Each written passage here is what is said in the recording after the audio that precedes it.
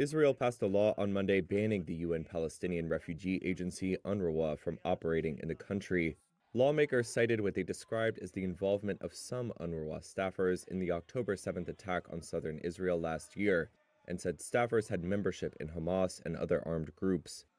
The legislation could impact the agency's work in war-torn Gaza, where Israel has been fighting Hamas militants for a year.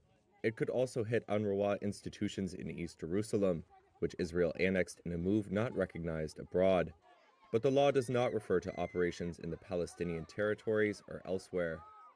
The legislation has alarmed the United Nations and some of Israel's Western allies, who fear it could further worsen the already dire humanitarian situation in Gaza.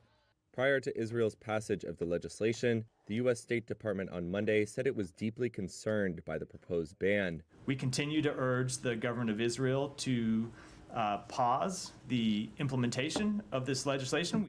UNRWA head Philippe Lazzarini called the vote a, quote, dangerous precedent that opposes the UN Charter and violates Israel's obligation under international law.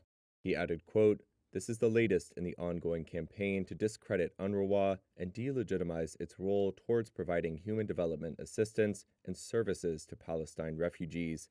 UNRWA employs tens of thousands of workers and provides education, health services, and aid to millions of Palestinians in Gaza, the West Bank, Jordan, Lebanon, and Syria. It has long had tense relations with Israel, but ties have deteriorated sharply since the start of the war in Gaza. The UN said in August that 9 UNRWA staff may have been involved in the October 7th assault and had been fired. A Hamas commander in Lebanon who was killed last month in an Israeli strike was found to have worked for the agency. Another commander killed in Gaza last week doubled as a UN aid worker. UNRWA confirmed both men had been employees.